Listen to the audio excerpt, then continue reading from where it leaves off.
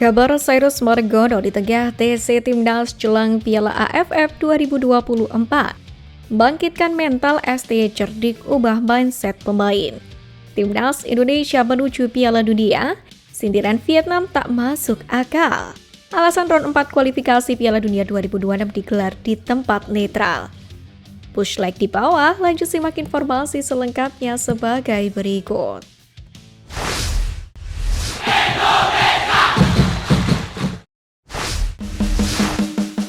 Timnas Indonesia menuju Piala Dunia, sindiran Vietnam tak masuk akal. Sindiran penohok diberikan masyarakat Vietnam usai Timnas Indonesia menjaga peluang lolos ke Piala Dunia 2026.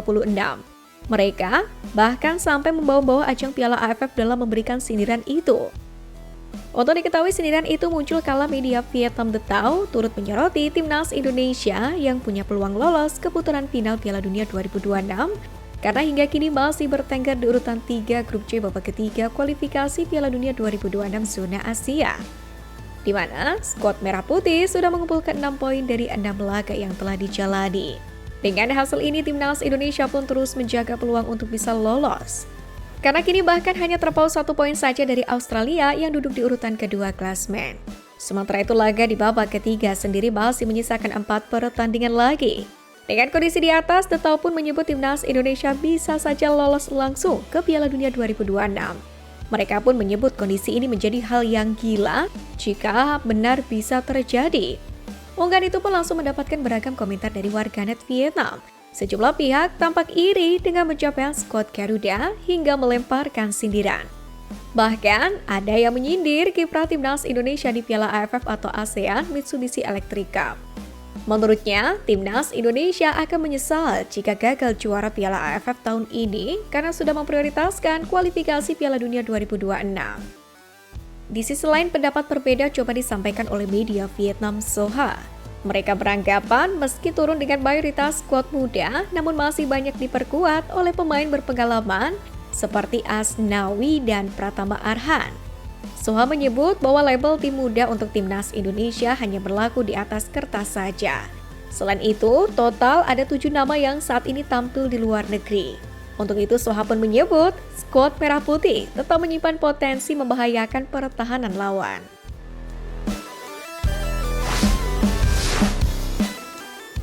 Alasan round 4 kualifikasi Piala Dunia 2026 digelar di tempat netral.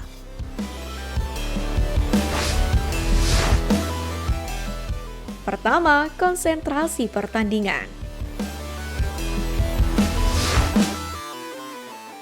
Dengan memusatkan pertandingan di satu atau beberapa lokasi saja, maka biaya penyelenggaraan dapat ditekan. Akomodasi, transportasi, dan logistik pun menjadi lebih efisien. Sementara itu, jika menilik laga-laga sebelumnya, PSSI sendiri selalu memberikan yang terbaik untuk Timnas Indonesia dari seluruh aspek termasuk akomodasi, transportasi, dan logistik. Seperti menggunakan pesawat charter hingga kualitas hotel dan menu makan yang sangat diperhatikan detailnya. Kedua, meningkatkan citra sepak bola Asia. Dengan penyelenggaraan yang lebih terorganisir dan profesional diharapkan dapat meningkatkan citra sepak bola Asia di mata dunia. Selain itu, dengan memusatkan pertandingan, pengawasan terhadap pertandingan pun akan lebih mudah dilakukan, sehingga meminimalisir terjadinya kecurangan. Namun perlu digarisbawahi, AFC sebagai induk tertinggi di kawasan perlu meninjau ulang soal pemilihan pengganti lapangan. Pasalnya di babak ketiga ini, keluhan sepertinya tidak hanya datang dari Timnas Indonesia yang merasa dicurangi. Ketiga, kualitas lapangan yang sama. Semua tim pun juga akan bermain di lapangan dengan kualitas yang sama, sehingga faktor lapangan tidak menjadi pembeda. Hal ini pun juga akan berpotensi memudahkan Timnas Indonesia karena taktik yang diterapkan STY sejauh ini cukup terbantu dengan keadaan rumput yang baik. Hal ini pun juga memungkinkan menjadi faktor X pasukan STY untuk meraih hasil yang lebih maksimal.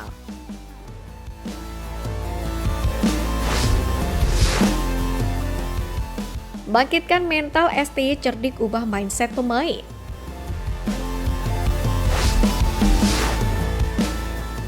Seperti yang kita tahu, timnas Indonesia di seluruh lapisan kelompok umur kompak memperlihatkan pada dunia dengan gebrakan-gebrakan prestasi dan kemajuannya.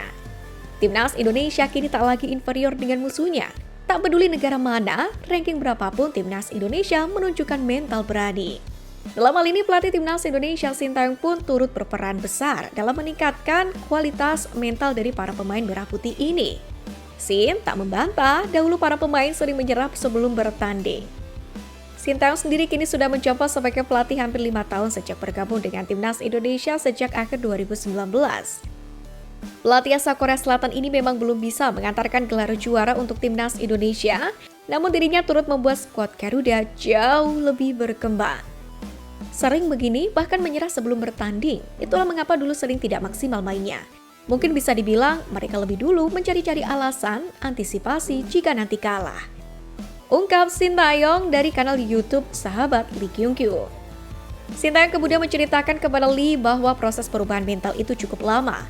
Salah satu yang paling berpengaruh adalah ketika timnas Indonesia dikalahkan Argentina pada laga persahabatan 2023 silam.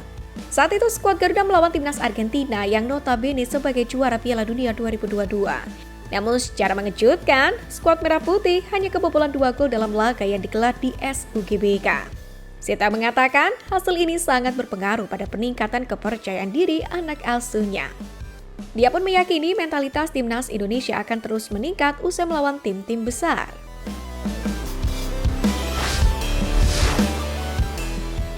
Kabar Cyrus Margono di tengah TC Timnas jelang Piala AFF 2024.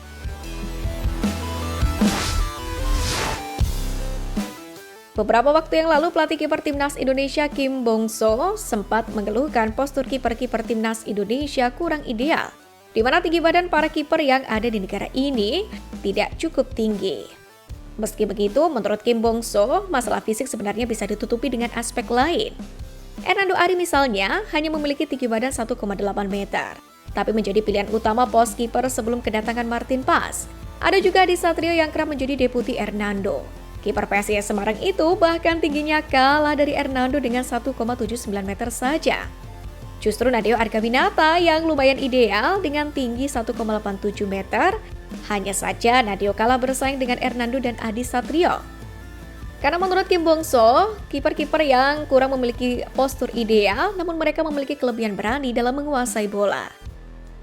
Sebenarnya ada satu talenta diaspora berposisi penjaga gawang yang sangat berhasrat membela timnas Indonesia. Dan secara postur, sang kiper pun juga lebih ideal daripada Hernando Ari dan Adi Satrio. Adalah Cyrus Margono. Sayangnya usai menjadi WNI, Cyrus Margono kini tak kunjung dilirik oleh skuad Merah Putih. Bahkan karirnya pun merosot tajam hingga dirinya dilepas oleh Panathinaikos B pada akhir Juni lalu. Diketahui usai dilepas Panathinaikos B, pemain bernama lengkap Cyrus Askun Margono ini urung mendapatkan klub anyar. Bahkan kini kabarnya tak terdengar lagi, entah itu soal karir sepak bolanya maupun kehidupan pribadinya. Beredar kabar bahwa dirinya tak masuk dalam rekomendasi pemain Sintayong sehingga tak dilirik ke timnas Indonesia. Namun hal ini kemudian terbantahkan pada 2022 lalu, di mana asisten Sintayong sekaligus pelatih kiper Yoo Jae-hoon mengaku pernah menghubunginya. Akan tetapi setelah Cyrus Margono dinaturalisasi, Sintayong mengaku bahwa dirinya belum melihat performa kiper berpostur 1,91 meter ini secara langsung. Sehingga STY belum bisa memberikan pendapat lebih lanjut.